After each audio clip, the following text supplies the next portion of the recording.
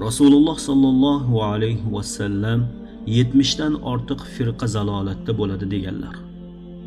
Surishtirmaslik esa ana shunday firqalardan biriga olib borishi mumkin. Lekin hamma firqalarning niyatlari jannatdir.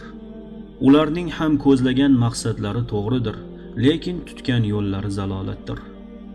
Niyatning buzuq bo'lishi bilan ham inson gunohkor bo'lishiga ustozlarimizdan biri go'zal misol keltirganlar. Dedilarki, misol uchun bir odam kechki payt uyidan ko'chaga chiqdi. Tomorqasida bir ketmon turganini ko'rdi. Qo'shnimning ketmoni esdan chiqib qolibdi-da, uyimga olib kirib qo'y qolay. Bu birovning omonati deb uyiga olib kirib qo'ydi. Ertalab turib qarasa ketmon o'ziniki ekan.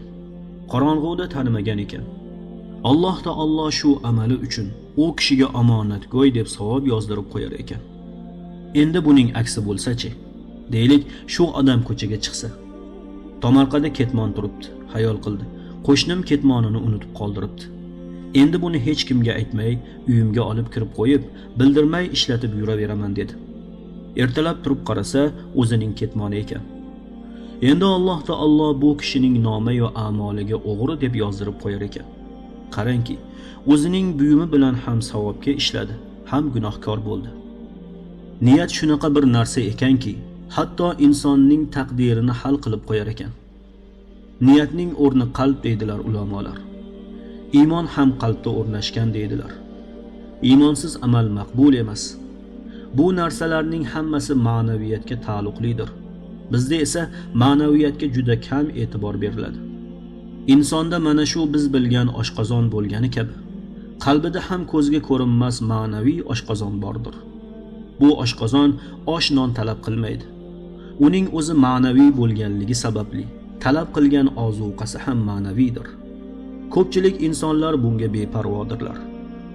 Rasululloh sallallohu alayhi vasallam dedilar: Iymon o'sib turuvchidir. Ya'ni uning ozuqasini berib turinglar. Va bu ozuqani berishda 3 kundan oshmaslikka ishora bor. Biz esa moddiy oshqozonimiz bilan ovvoramiz. Qalbdagi oshqozonning ozuqasi esa ibodat, ilm, o'limni eslash, mau'izalar tinglash kabi narsalardan iboratdir. Demak, qalbimizga bu ozuqalarni tez-tez berib turmog'imiz lozim ekan. Aytaylik, bugun ertalab bir taomni juda to'yib yedik. Har qancha to'yib yesak ham kechga borib qornimiz ochadi. Endi 5-10 kun ovqat yemasam ham bo'laveradi demaymiz-ku. Aytaylik, bir olim kishidan juda miriqib mau'iza eshitdik. Juda ham to'yib eshitdik. Bo'ldi endi. 5-10 kun masala eshitmay yursam bo'laveradi deb aytishimiz ruhiyatimizga zulm bo'ladi. Moddiy oshqozonning ozuqasini bir kundan o'tkazib yubormay berganimiz kabi, ma'naviy oshqozonning ozuqasini ham tezroq berish g'amida bo'lmog'imiz lozim.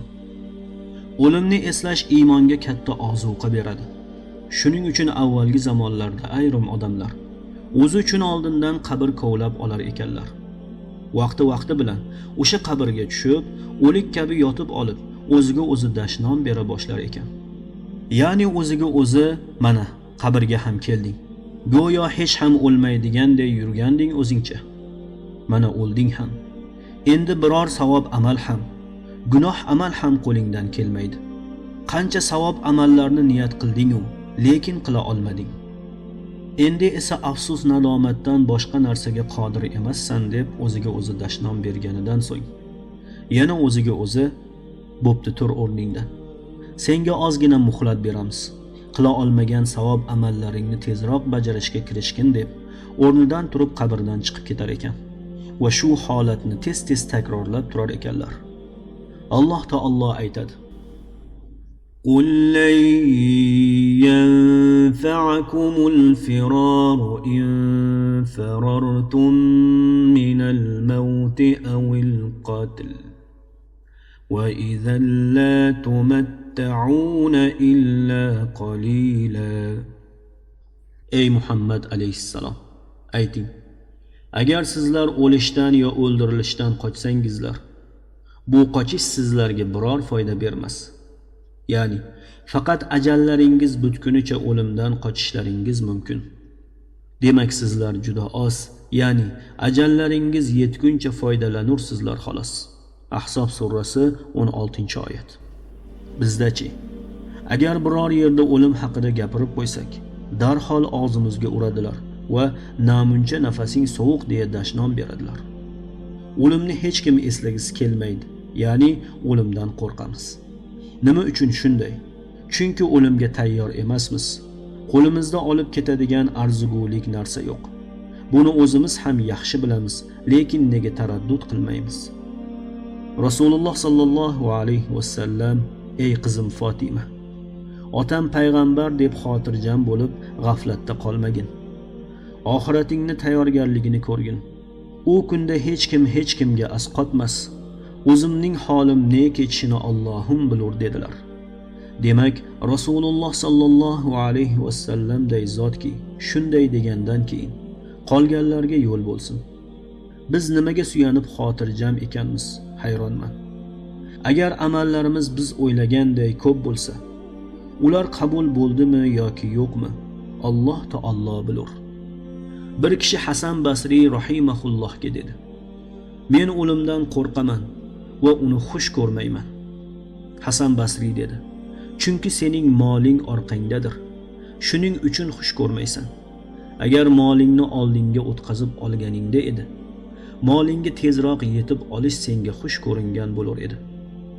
Imom G'azzoliy rahimahullohdan so'radilar: "Nega biz o'limni yomon ko'ramiz? Oxirat diyoriga ko'chishni xohlamaymiz?" U kishi dedilar: "Chunki sizlar bu dunyoni obod qilib, oxirat dunyosini xarob qilgan kimsasizlar. Aql shuni taqozo qiladiki, inson hech qachon obod yerdan xarob yerga borgisi kelmaydi. Keling, o'zimizni taftish qilib ko'raylik. 50 yoki 60 yoshga kirgan birortamizdan, qani birodar, umringizda qilgan amallaringizdan xolis Alloh taolo uchun bo'lganidan va eshitganni hayratga solib, lol qoldiradiganidan so'zlab beringchi deyilsa, qancha daqiqa so'zlay olamiz? Umuman bu haqda og'iz ocha olamizmi? Shuncha umr ko'rgan bo'lsak-da. Bu haqda har kim o'zidan so'rab ko'rsin. Agar bizdan dunyo ishlarida hammani lol qoldiradigan amallaringizdan so'zlab beringchi desalar, u holda so'raganni ham quloq miyasini chulg'ab tashlaymiz. So'raganiga ham pushaymon qilib yuboramiz. Dunyo ishlarini ado qilishda nafaqat odamlarni, hatto shaytonni ham qoyil qoldiramiz.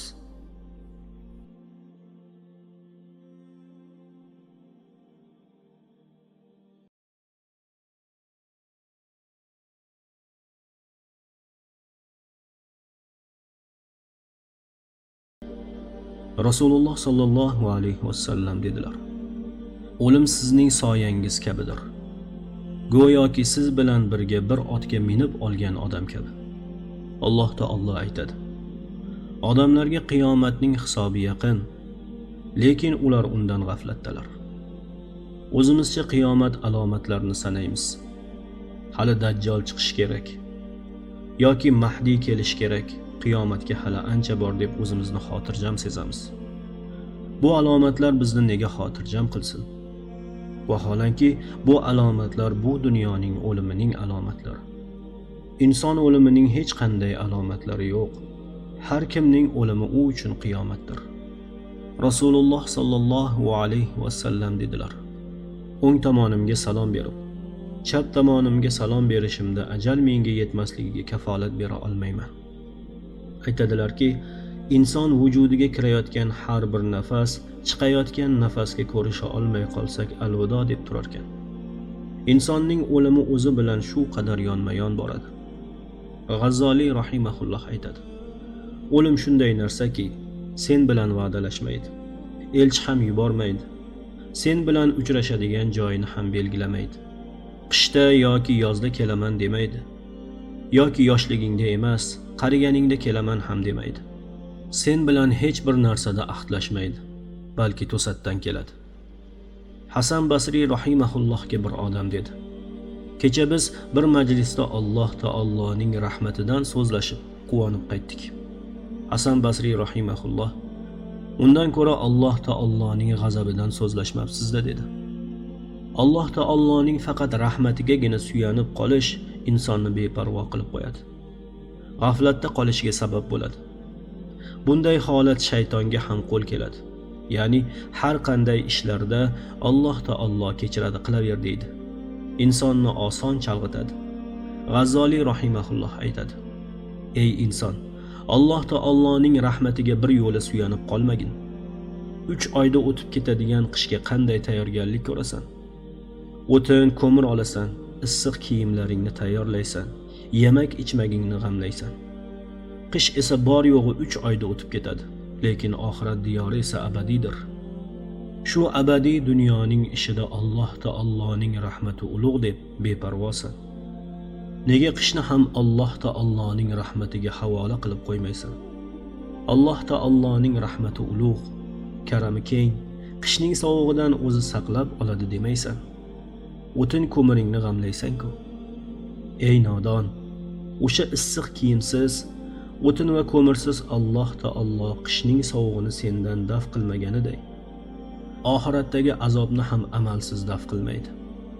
Bilsang, o'sha o'tin va ko'mirni yaratib qo'yganligi u zotning rahmati. Ko'zingni och, g'aflatda qolma. Bu so'zlardan ayon bo'ladiki, umid va qo'rqinch doimo birga bo'lmog'i lozim. Inson ikkisidan biriga suyanib qolishi mumkin emas. Sa'diy hazratlari aytadi: dunyodan o'tib ketsam, orqamda ahli ayolim, bolalarim ehson qilib jo'natib turadi demagin. Ular o'zing qilganday qila olishmaydi. Misol tariqasida deydi: agarda orqang qichishsa, ayolingami, bolalaringami qashlatib ko'rgina. Pasroq deysan, teparoq deysan, oxiri o'zing qashlaganchalik rohat topa olmaysan. Shuning uchun tiriklik chog'ingda o'zing uchun o'zing g'amingni yegin. Agarda o'sha sen ishonayotgan farzandlaring orqangdan ehson ham qildi deylik. Otamga ehson qilib hammani bir lol qoldiray deya riyoga yo'l qo'ysa, u qilgan ehsonda hech qanday savob ham, hosil ham yo'q. Undan senga hech narsa yetib bormaydi. Ayrim kishilarga oxiratdan so'zlab, birodar, ibodatlaringizni o'z o'rnida qilib yuring, aks holda afsus qilib qolasiz desangiz, o'z taqdiridan nolib, nimaga qo'l ursam ham hammasi teskaridan kelyapti. Ishlarim yurishmay, ibodat ham ko'nglimga sig'mayapti. Nima balo, peshonamga bitilgan taqdir teskari bo'lib qolganmi deydi. Shu kabi kishilarga qarata bedil hazratlari deydi: ey peshonasining teskariligidan noligan kimsa, sen muhrga qara. Agar muhrga nazar solsang, undagi barcha narsalar teskari ekanini ko'rasan. Qachonki uni qog'ozga urganingda o'nglanib ketadi. Sen ham o'sha teskari bitilgan peshonangni sajdaga ur, zora o'nglanib ketsa. Ya'ni namoz o'qisang ishlaring yurishib ketadi degani emas, balki hasratingni odamlarga qilmasdan, hojatingni Alloh taoloning o'zidan so'ra. Zora u zot senga tavfiq ato qilsa. Amallarning qabul bo'lishi uchun eng avvalgi shart ixlosdir. Avvalgilar ixlossiz bo'lib qolishdan juda ehtiyot bo'lganlar. Masalan, Hazrati Ali radhiyallohu anhu kofirni maydonga, ya'ni butun xalq orasiga olib chiqib, kallasini tanidan judo qilish uchun qilichini sug'urib, kofirning ro'barusiga bordi. Kofir Ali radhiyallohu anhu ning yuziga tupurib yubordi. Shunda Hazrati Ali radhiyallohu anhu qilichini qiniga solib, endi kallasini olmayman dedi. Butun xalq, nega bunday qilding ey Ali? Bu gunoh ustiga gunoh qilding-ku dedilar. Hazrati Ali radhiyallohu anhu dedilar: avval Alloh uchun o'ldirmoqchi edim. Endi o'ldirsam o'zim uchun, ya'ni yuzimga tupurgani uchun o'ldirgan bo'lib qolaman. Qarangga qanchalar ehtiyotkorlik. Agar bizlardan birortamiz bo'lganimizda edi o'sha holatda, bu tuflaganing uchun, bunisi esa kofirliging va bunisi dushmanliging uchun deb uni burda qilib tashlagan bo'lardik. Shuning uchun avvalgilarning daraja martabalari bizdan, ya'ni keyingilardan juda ortiq. Shu sababli Alloh ulardan rozi bo'lgan. Ixlos bilan amal qiluvchini muxlis deyiladi. Muxlis qanday kishi ekanligini so'radilar. Hukamolardan biri dedi: muxlis shunday kishiki, yomonliklarini qanday berkitsa, yaxshilik savoblarini ham shunday berkitadi va uni kishilar maqtashini sira xohlashmaydi. Riyo bilan amal qilgan kishi go'yoki cho'ntagini toshga to'ldirib bozorga chiqqan kishi kabidir. Ko'rganlar uni "Oho" deydilar-u, lekin u biror narsa xarid qila olmaydi. Rasululloh sallallohu alayhi vasallamdan Adi ibn Hotam Toy quyidagicha rivoyat qiladi. Alloh taolo qiyomat kunida bir guruh odamlarni jannatga olib borishni amr qilar ekan. Ular jannatga yaqinlashganlarida jannatning xushbo'y hidlari dimoqlariga urilib, jannatning ichidagi go'zal manzaralarni ko'rishgach, Alloh ularni ortlariga qaytarishni va do'zax tomon olib borishni amr qilar ekan. Shunda ular Alloh taologa arzlanib, "Ey Parvardigor, nega bunday qilding?" derkanlar. Alloh taolo sizlar nima qilgan bo'lsangiz men ham shunday qildim derkan. Ya'ni sizlar u dunyoda amalni menga ko'rsatib, qalbingizda esa boshqalarga atagan edingiz. Men ham sizlarga jannatni ko'rsatdim, lekin uni boshqalarga atab qo'yganman. Jannat muxlis bandalarim uchundir derkan. Ali radhiyallohu anhu dedilar: riyokorning alomatlari 4 tadir. Birinchisi, yolg'iz qolgan vaqtida yalqovdir. Ikkinchisi, insonlar bilan birga bo'lganda tirishqoq. Uchinchisi, maqtashsa amalini ko'paytiradi. To'rtinchisi, yomonlashsa nuqsonli qiladi. Shayx Olovuddin Mansur dedi: inson biror bir savob ishni qilsa, uni darhol boshqalarga bildirib qo'ygisi keladi. Lekin qancha pul jamg'arganini, uyda qancha puli borligini hatto tug'ishganiga ham aytmaydi. Insonning riyo qilishidan maqsad odamlar orasida obro' qozonishdir. Xo'p, obro' qozondi ham deylik. Bu obro' qachongacha bo'ladi? Birinchidan, vaqtinchadir. Zararichi? Qilgan amali va ibodatlari behuda ketadi va oxirati uchun hech qanday foyda bermaydi. Agarda inson ikki dunyo obro'sini qozonishni xohlasa, qilgan amallarini va ibodatlarini ham saqlab qolishni istasa, Alloh taoloning so'ziga quloq tutsin. Alloh taolo aytadi: Ya ayyuhan nasu inna khalaqnakum min zakarin wa untha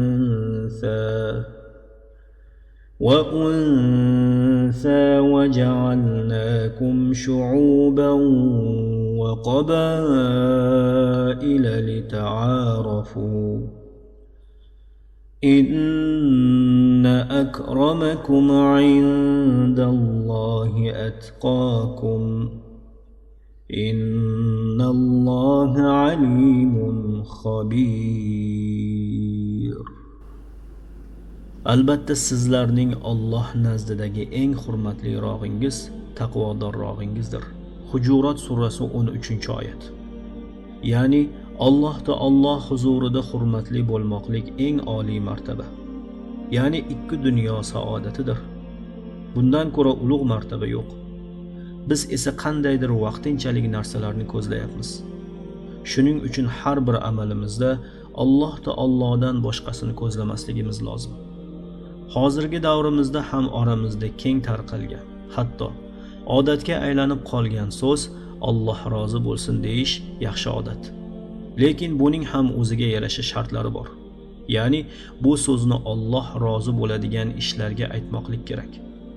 Bu so'zni aytmoqning foydalaridan yana biri birodarimiz unutgan bo'lsa eslatishdir. Chunki mo'min kishi har bir amalini Alloh taoloning rizoligi uchun qilishi lozimligini eslatgan bo'lamiz. Birodarimiz esa niyatini darhol tuzatib oladi. Agar unutgan bo'lsa yoki niyatida Allohdan o'zgani ko'zlagan bo'lsa ham o'nglab oladi. Hattoki bir inson birovga salom bersa va shu salomni u kishining obro' mansabi yoki boyligi sababli bersa, bu salomda ham xolislik yo'q. Agarda Alloh taolo bir-biringiz bilan salomlashinglar degani uchun yoki Rasululloh sallallohu alayhi vasallamning sunnatlari degan maqsadda salomlashgan bo'lsa, bu amaldan savob umid qilsa bo'ladi. Hazrati Umar radhiyallohu anhu davridagi bir voqea ixlosli bo'lmoqlikka go'zal ibratdir. Hazrati Umar radhiyallohu anhu xalifalik davrida kofirlar tarafga lashkar yubordi. Kofirlar qalasi mustahkamligi sababli musulmonlar 6 oy qamal qildilar. Lekin ichkariga kira olishmadi. Shunda bir yuziga niqob kiygan odam kelib, "Meni palahmon bilan qal'a ichiga otinglar" dedi. Uni otdilar. U ichkariga kirishga muvaffaq bo'ldi va darvozalarni ochib tashladi. musulmonlar u sababli g'alaba qildilar. Jangdan keyin o'sha kishini topolmay qolishdi. Lashkarboshi u kishining kelishini iltimos qildi va uning uchun o'ljadan ajratganini e'lon qildi. Lekin u kishini hech kim topa olmadi. 1-2 kun o'tgach, lashkarboshi oldiga bir kishi keldi va haligi odam bilan gaplashdim dedi. "Xo'sh", dedi lashkarboshi. "Oldingizga kelarkan u kishi, lekin 3 ta sharti bor ekan. Avvalo, tarix sahifalarida uning nomi qolishini xohlamas ekan. So'ngra unga ajratilgan o'ljadan sariq chaqa ham olmas ekan. Keyin esa uning kimligini sir saqlashingizni so'rar ekan." Lashkarboshi, "Hamma shartini qabul qilamiz, mayli. U huzurimizga kelaversin", dedi. Shunda u, "O'sha kishi menman", dedi. Lashkarboshi yurtga qaytgach, bo'lgan voqeani Hazrati Umar radhiyallohu anhu ga aytib berdi.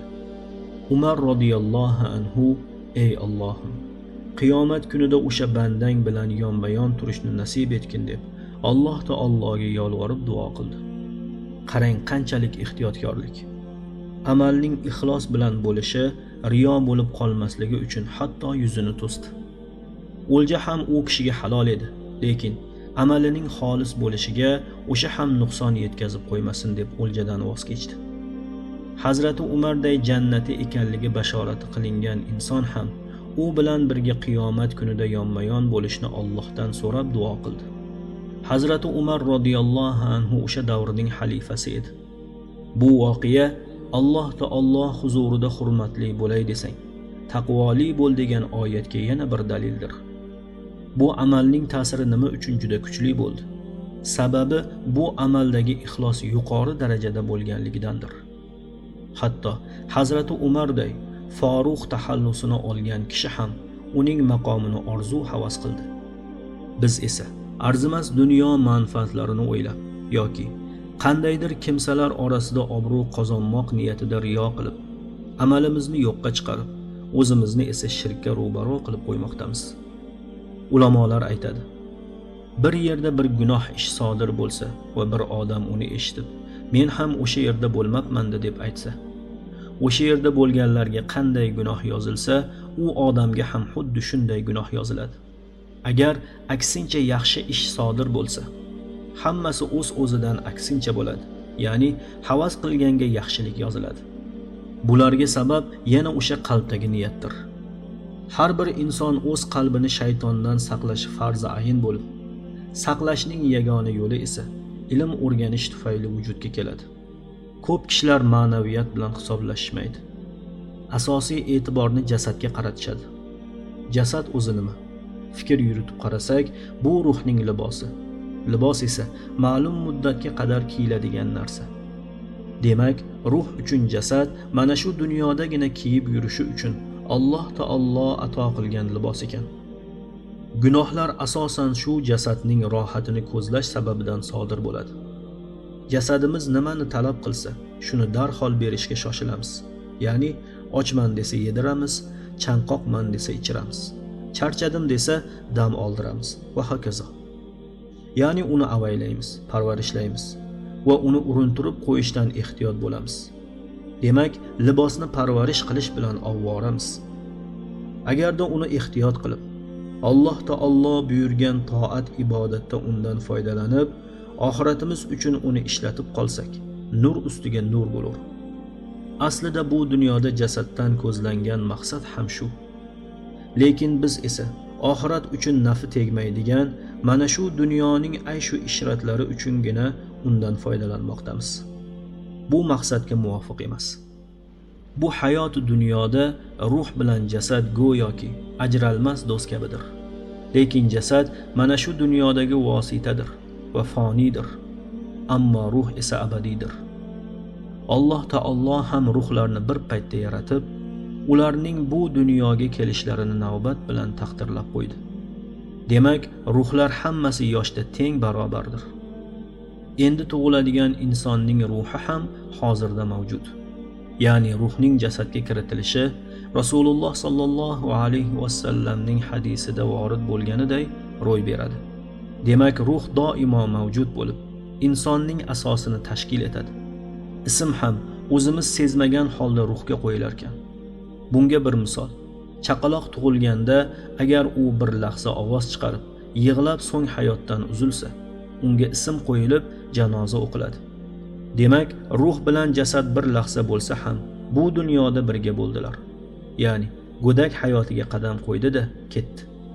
Alloh taolo u chaqaloqni qiyomatda shu ism bilan chaqirar ekan. Agar go'dak o'lik tug'ilsa, unga ism ham qo'yilmaydi va janoza ham o'qilmaydi. Demak, ism ruhga qo'yilyapti. Ikkinchi misol. Bir inson 50 yo 60 yil yashab vafot qildi. Uning ismi aytaylik Ergashvoy bo'lsin. 50 yo 60 yildan beri Ergashvoy deb atab kelayotgan yaqinlari ham vafot etishi bilanoq uning ismini aytmaydilar. Ya'ni mayyitni yuvdilaringmi yoki mayyitni kafanladilaringmi deyishadi. Nega shunday? Chunki ism ruhga qo'yilgandir va ruh tanadan chiqqach ism ham birga chiqib ketadi. Bu hol ruh insonning asosini tashkil etishiga va ruh o'lmasligiga dalildir. Biz parvarish qilayotgan jasadni, ya'ni ruhning libosini esa vaqti kelib ruh yechib tashlaydi va o'zi narigi dunyoga rihlat qiladi. Biz esa jasadga og'ir kelmasin deb, uni ibodatdan avaylab yoki ilm o'rganishni uni qiynamaylik deb, uning rohatini o'ylab son sanoqsiz gunohlar sodir qilib qo'ymoqdamiz. Lekin u qabrda qolib ketadi va jasad sababli bo'lgan barcha gunohlarni ruh o'z zimmasiga yuklab, narigi dunyoga o'tib ketadi. Jasad endi qabrda qurt-qumursqalarga yem bo'lib yo'q bo'lib ketadi. Barcha azob esa ruh zimmasiga yuklanadi. Alloh taolo qiyomatda insonga, ya'ni ruhga yangi jasad beradi. Demak, hamma ishni, ya'ni gunohlarni qildirib, o'zi esa shu dunyoda qolib ketadigan jasadni abadiy hayot uchun ishlatib foydalanib qolaylik.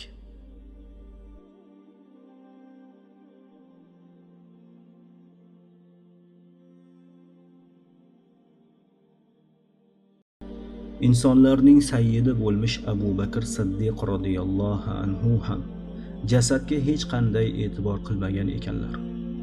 Nihoyatda ozg'inligi sababli yursalar, bir qo'lida ishtonini ushlab yurar ekanlar. O'zlari islomni qabul qilganimdan beri biror marta qornimni to'yg'azib ovqat yemadim deganlar. Qorinni to'yg'azib ovqatlanish va buni odat holiga keltirish nafsning amriga bo'yinsunish va shaytonning xohishiga mos ish tutish demakdir. Ya'ni qorin keragidan ortiq to'ysa, dangasalik paydo qiladi, yotishga va undan so'ng uxlashga chorlaydi. Aql ham uning hazmi bilan ovora bo'ladi va aqlni nurini ham pasaytiradi. Bu sababli Alloh taoloning zikridan va ilmidan ham to'sib qo'yadi. Inson vafot etganda uning yaqinlarini dodvoy solib yig'lashdan Rasululloh sallallohu alayhi vasallam qaytarganlar. Aytdilarki, ruh qiynaladi. Ya'ni baqir-chaqir qilib yig'lashlari mayyitning ruhini qiynar ekan. Ayrimlarning fikricha qavmi qarindoshlar yig'lab dodvoy solganlari sababli go'yoki Alloh taolo mayyitning ruhini azoblar emish. Bu Alloh taoloning oyatiga zid bo'lur. Chunki Alloh taolo aytadi: Kullu nafsin bima kasabat rahina.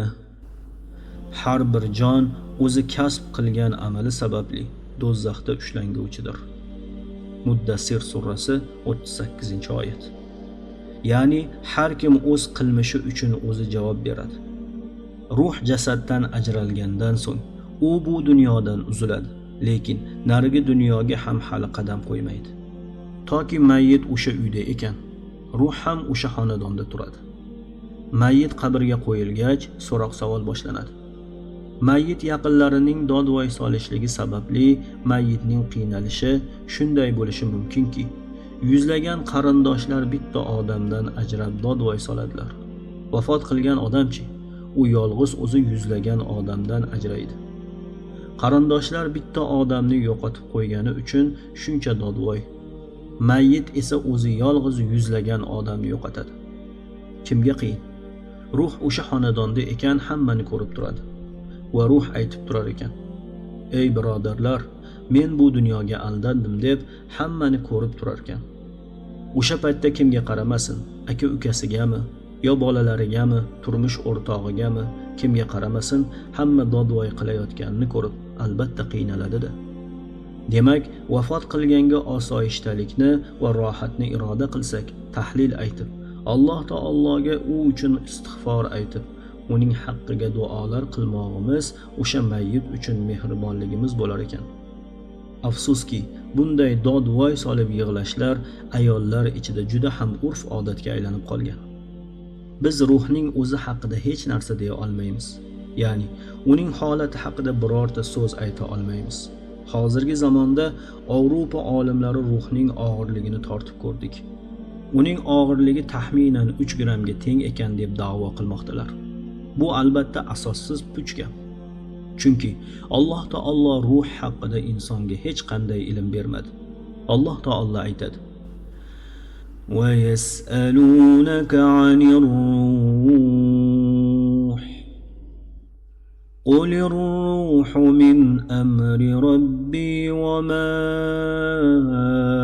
أوتيتم من العلم إلا قليلا." Ey Muhammad alayhissalom, sizdan ruh jon haqida so'raydilar. Ayting, ruh yolg'iz Parvardigorim biladigan ishlardandir. Sizlarga juda oz ilm berilgandir. Isro surasi 85-oyat. Izoh: ushbu oyatda Alloh taoloning hatto o'z payg'ambarlariga ham ma'lum qilmagan ishlari borligi bayon etilib, barcha insoniyat bilishi mumkin bo'lgan bilim, ma'rifat juda oz narsa ekanini ta'kidlanadi. Demak, ruh haqida insonga ilm berilmadi. Alloh taolo qaysi ilmni bersa, shuni bila olamiz. Ularning ruhini tortib ko'rdik deganlari ham puch fikr ekanligiga bu oyat hujjatdir. Ruh go'yoki aqlga o'xshash bilib bo'lmas narsadir. Bir odamning aqlini 3 yoki 5 gram desak to'g'ri bo'ladimi? Ruh ham shu kabidir, vallohu a'lam. Alloh bermagan ilmni inson qancha urinmasin o'zlashtira olmaydi. Chunki u insonning aqli doirasidan tashqarida bo'ladi. Masalan, dunyodagi eng yetuk olimlarni bir uyga jamlab, mana shu devor ortida nima turibdi deb so'ralsa, har qancha urinmasinlar bila olmaydilar. Chunki g'ayb ilmi ham berilmagan. Lekin millionlagan kilometr uzoqdagi yulduzlarni esa o'rganmoqdalar. Chunki bu ilmni Alloh taolo bandalarga ato qildi. Shuning uchun Alloh taolo bermagan ilmni o'rganmoqlik ilojsiz narsadir. Insonning borliq a'zolari cheklangandir. Ya'ni ko'z qayergachadir ko'ra oladi, qulog'i qayergachadir eshita oladi. Shunga o'xshash aql ham qayergachadir bila oladi.